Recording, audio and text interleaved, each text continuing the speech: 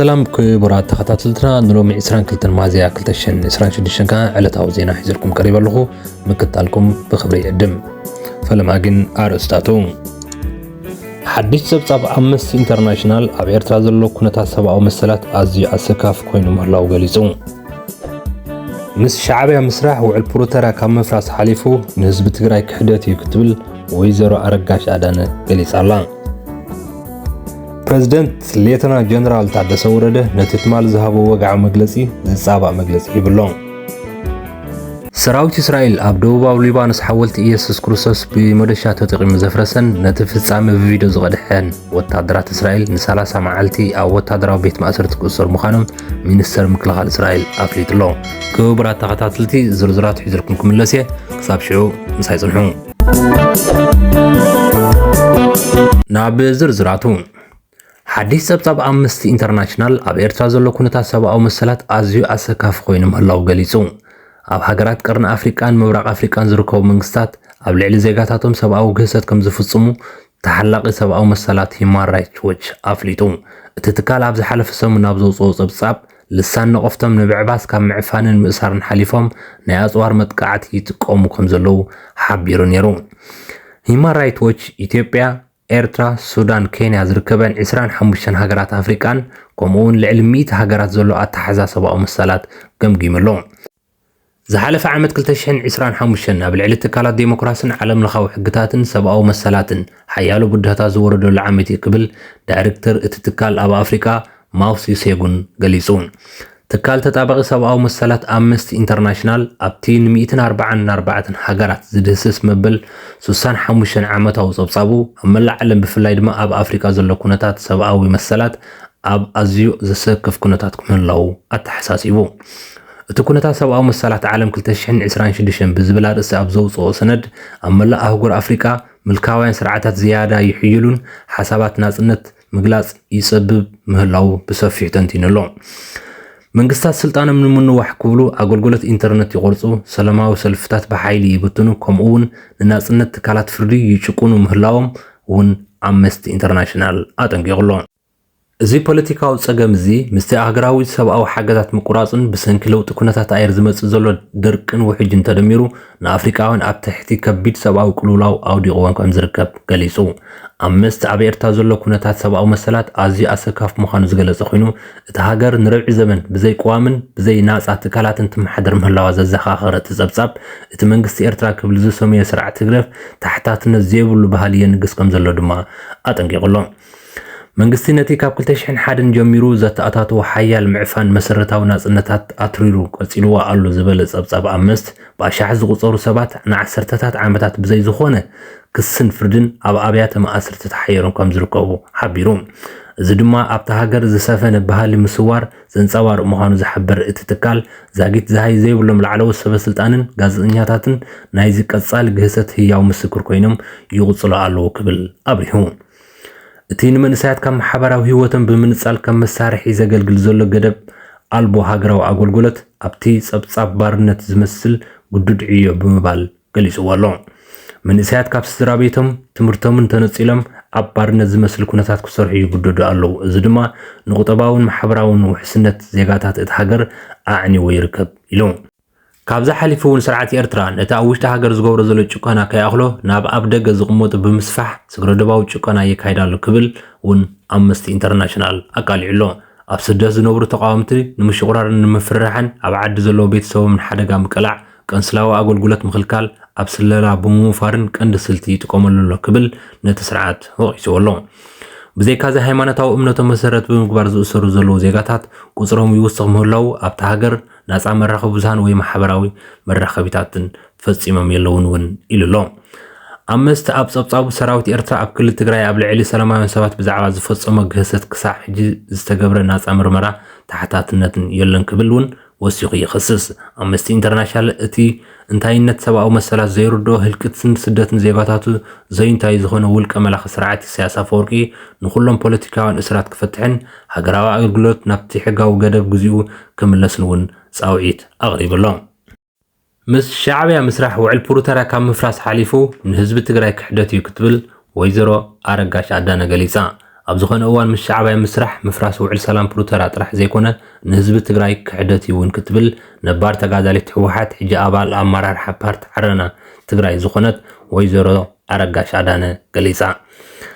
ናይ ቀረባን ርሑቕን ታሪክ ሻዕብያ ኩናትን ጥፋእትን እምበር ጽቡቕ ነገር የብሉን ዝበለት ኣረጋሽ ወሲኻ እውን ምስ ሻዕብያ ኮንካ ምስራሕ ዝገደደ ፀገም እምበር ዝፍታሕ ፀገም ከምዘየለ ናይ ቀረባን ርሑቕን ታሪክ ሻዕብያ ኩናትን ዕንወትን እምበር ጽቡቕ ነገር ስለዘይብሉ ብኩናትን ህውከትን ዝነብር መንግስቲ ስለዝኾነ ናይ ህዝቡ ፀገም ዘይፈትሐ ፀገም ህዝቢ ትግራይ ክፈትሕ ኣይክእልን ኢላ። ሻዕብያን ህዝቢ ትግራይ ሓልዩ ዘይኮነ ናይ ባዕሉ ጥቕሚ ንምድልዳል ዝሰርሕ ዘሎ ውድብ እዩ ዝበለት እታ ነባር ተጋዳሊት ህወሓት ሻዕብያን ህዝቢ ትግራይ ንምድኻም ተኽኢሉ እውን መሊኡ ንምጥፋእ ይሰርሕ ከም ዘሎ ኩሉ ሰብ ክርዶ ይግባእ ኢላ። ሻዕብያን ህዝቢ ትግራይ ኣብ ቀረባ ግዜ እንታይ ከም ዝገበረ ዝፍለጥ እዩ ዝበለት ወይዘሮ ኣረጋሽ ኣብ ትግራይ ኣትዩ ህዝቢ ዝጨፍጨፈ ንብረት ዘዕነወ ዝከኣሎ ኩሉ ንብረት ህዝቢ ትግራይ ዝወረረ ሓይሊ ኣብ ሕጂ በፂሑ ፈታዊ ህዝቢ ትግራይ ኮይኑ ክሰርሕ ኣይክእልኒ ክትብል እውን ኣስሚራትሉላ። ጉጅለ ህወሓት ዝኸዶ ዘሎ ኣካይዳ ውዕል ሰላም ፕሪቶርያ ካብ ምፍራስ ሓሊፉ ኣብ ልዕሊ ህዝቢ ትግራይ ተወሳኺ ዓብይ ገበን እውን ይፍፅም ከም ዘሎ ዝበለት እታ ነባር ተጋዳሊት ትውድብ ምስ ከምዚ ዝበለ ሓይሊ ምትሕባር ኣንጻር ህዝብኻን ሃገርካን ምስላፍ እውን ኢላ ኣላ። ስርዓት ግደፍ ናይ ቅድሚ ሕጂ ገበን ከይኣቕሎ ሕጂ እውን ህዝቢ ትግራይ መሳርሒ ኩናት ንምግባር ይሰርሕ ከም ዘሎን ኩናት ኣብ ትግራይ ክኸውን ሓሲቡ ምንቅስቓሳት ይገብር ከም ዘሎ እውን ተዛሪባ ኣላ። ዝምድና ሻዕብያን ጉጅለ ህወሓትን ካልእ ተወሳኺ ጥፋኣት ኣብ ትግራይ ንምፍፃም እዩ ተኮይኑሎምን ህዝቢ ትግራይ መሊእኻ ንምጽናት እዮም ዝሰርሑ ዘለዉ። ብፍላይ ጉጅለ ህወሓት ናይ ህዝቢ ፀገም ኣብ ግምት ከይእትወ ናይ ባዕሉ ድሌት ጥራሕ ንምምላእ እዩ ዝሰርሕ ዘሎ ዝበለት ወይዘሮ ኣረጋሽ ብሓፈሻ ምስ ሻዕብያ ምሕባር ኣንጻር ህዝብኻ ምስላፍ እምበር ንረብሓ ህዝብኻ ክኸውን ኣይክእልኒ ክትብል ኣብ መደምደምታ ዘረባኣ ገሊፃ ኣላ። ፕረዚደንት ጊዜያዊ ምምሕዳር ትግራይ ሌተናንት ጀነራል ታደሰ ወረደ ነቲ ትማል ዝሃቦ ወግዓዊ መግለፂ ዝፃባዕ መግለፂ ሂቡ። እቲ ፕረዚደንት ኣብ ናይ ሎሚ 22 ሚያዝያ 2026 መግለፂኡ ፀገም ትግራይ ዝፍታሕ ፖለቲካዊ ልሂቕ ብዝወሰነ ውሳነ ጥራሕ ኣይኮነን ዝበለ ኮይኑ ኣብ ናይ ትማል መግለፂ ግን ማእከላይ ኮሚቴ ውድብ ህወሓት ኣብ ኣክሱም ተኣኪቡ ዝወሰነ ውሳነ ከም ዝድግፎ ገሊጹ ምንባሩ ይዝከር።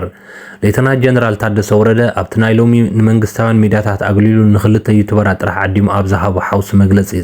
ፀገም ትግራይ ዝፍታሕ ፖለቲካ ልሂቕ ብዝውስኖ ውሳነ ጥራሕ ዘይኮነ ቁጠባዊ ትሕዝቶ ትግራይ ምሁራት መራሕቲ ሃይማኖት ነጋዶ መላእ ህዝቢ ትግራይን ዘትዮምን ኣሚኖምን ብዝውስኖ ውሳነ ምዃኑ ገሊጹ።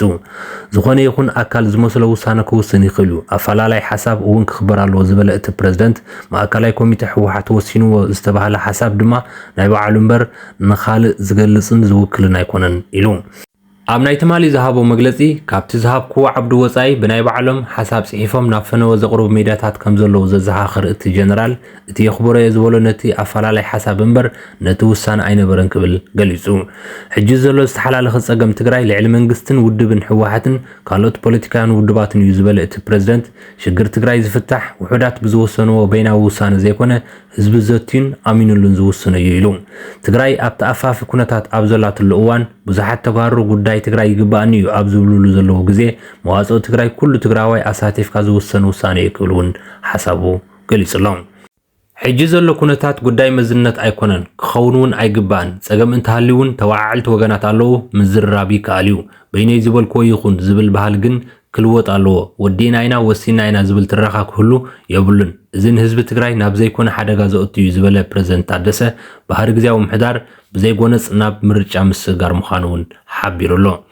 ነቲ ተዋዓልቲ ኣለዉ ክዘራረቡ ኣለዎም ዝበሎ ግን ከዓ ተፈራረምቲ ከለዉ በይናዊ ውሳነ ተሸምካ ዝብል ምጉት ኣድሂቡ ግን ዝበለ ነገር የለን። ጀነራል ታደሰ ብስምዒት ውሳነ ምውሳን ዘይኮነስ ካብ ሕሉፍ ጌጋ ተማሂርካ ህልው ኩነታት ተረዲእኻ ብዙሓት ሓሳባት ዘሎም ተጋሩ ኣሳቲፍካ ዘላ ፀባብ ዕድል ተጠቒምካ ውሕስ ትግራይ ንምርግጋፅ ከም ተጋሩ ሰሚርና ብውሕሉል መንገዲ ክንሰርሕ ኣለና እውን ኢሉሎም። እቲ ፕረዚደንት ምስ ህዝቢ ኤርትራ ኮነ ምስ ስርዓት ህግደፍ ከም ጊዜያዊ ምምሕዳር ዝፈልጦ ርክብ እንተሃልዩ ካብቶም ዩቱበራት ዝቐረበሉ ሕቶ ክምልስ ከሎ ከዓ ነዚ ክምልስ ኣይክእልኒ ከም ሕቶ ምልዓልኩም እውን ግቡእ ኣይኮነን ኢሉ ከም ዝሓለፎ ካብቶም ቃለ ምሕትት ዘካየድሉ ውልቀ ዩቱበራት ዝተረኽበ ሓበሬታ የረድእ። ናይ መወዳእታ ዜና ሰራዊት እስራኤል ኣብ ደቡባዊ ሊባኖስ ሓወልቲ ኢየሱስ ክርስቶስ ብመድሻ ተጠቕሚ ዘፍረሰን ነቲ ፍጻመ ቪድዮ ዝቐድሕን ወታደራት እስራኤል ክልቲኦም ን30 መዓልታት ኣብ ወታደራዊ ቤት ፍርዲ ክእሰሩ ምዃኖም ሚኒስትር ምክልኻል እስራኤል ኣፍሊጡ። ሰራዊት እስራኤል ነቶም ስሞም ዘይጠቐሶም ክልተ ወታደራት ድሕሪ ዝገበሮ ምፅራይ ገበነኛታት ኮይኖም ብምርካቦም ካብ ሰራዊትን ናይ ውትድርና መሰሎምን ከም ዝሰናበቱ እውን ብወግዒ ኣፍሊጡሎ። ኣብቲ ቦታ ነይሮም ዝተባሃሉ ካልኦት 6 ኣባላት ሰራዊት እስራኤል ከዓ ነቲ ፍጻመ ደው ከብሎ ወይ ከዓ ናብ ሓለፍቶም ሓበሬታ ከመሓላልፉ ዘይከኣሉ ወታደራት ነብሰ ወከፎም ክኽሰሱ ምዃኖም ክፍለጥ ተኻኢሉሎ። ኣብ ደቡባዊ ሊባኖስ ኣብ ደበል ዝተባሃለት ንእሽቶ ክርስቲያን ዝነብሩላ ዓዲ ሓወልቲ ኢየሱስ ክርስቶስ ብመደሻ ብሓይሊ ሃሪሙ እናፍለሰ ዘርኢ ምስሊ ሓደ ወታደር እስራኤል ኣብ ማሕበራዊ ሜዳ ድሕሪ ምዝርግሑ ሰፊሕ ኩነንን ቁጥዐ ኣመንቲ ክርስትናን ኣብ መላእ ዓለም ምስዓቦ ይፍለጥ። ቀዳማይ ሚኒስትር እስራኤል ቤንጃሚን ኔታንያሁ በቲ ፍጻመ ኣዝየ ሰንቢደን ሓዚነን ዝበለ ኮይኑ ሰራዊት እስራኤል ብወገኑ ብሰሉስ ኣብ ዘውፅኦ መግለፂ ብዛዕባ እቲ ፍጻመ ዝተገብረ ምርመራ ኣካይዳ እቶም ወታደራት ምስ ትእዛዝን ክብርታትን ሰራዊት ፍጹም ዘይቃዱ ምዃኑ ኣረጋጊጹ ኣለኹ ብምባል በቲ ፍጻመ ዓሚቕ ሓዘን ከም ዝሰምዑ ገሊጹ። ብተወሳኺ እውን ሰራዊት እስራኤል ኣብ ቀረባ እዋን ነቲ ዛዕነወ ሓወልቲ ምስ ሕብረተሰብ እቲ ከባቢ ብምትሕባር ኣብ ምትኩን ምስርሑን ስራሕ ከም ዝጀመረ ኣፍሊጡ ምንባሩ ይዝከር። ይኹን እምበር እቲ ሓወልቲ ኢየሱስ ክርስቶስ ድሮ ተሰሪሑ ኣብ ቦትኡ ተመሊሱ ከም ዘሎ ክፍለጥ ተኻኢሉሎ። እቲ መግለፂ ወሲኹ ኣብ ሊባኖስ ዝተፈጸመ መጥቃዕቲ ነቲ ብኢራን ዝድገፍ ዕጡቕ ጉጅለ ሕዝቡላህን ካልኦት ግብረ ሽበራውያን ጉጅለታትን ጥራሕ ዝዓለመ እምበር ኣብ ልዕሊ ሊባኖሳውያን ሲቪላት ዝዓለመ ከም ዘይኮነ ሰራዊት እስራኤል ኣፍሊጡሎ። ክቡራት ተኸታተልትና ንሎሚ ዘዳለኹልኩም ዕለታዊ ዜናታት እዚኦም እዮም ነይሮም። ብካልእ ትሕዝቶ ኣብ ካልእ ግዜ ክሳብ ንራኸብ ሰሰና እዩ።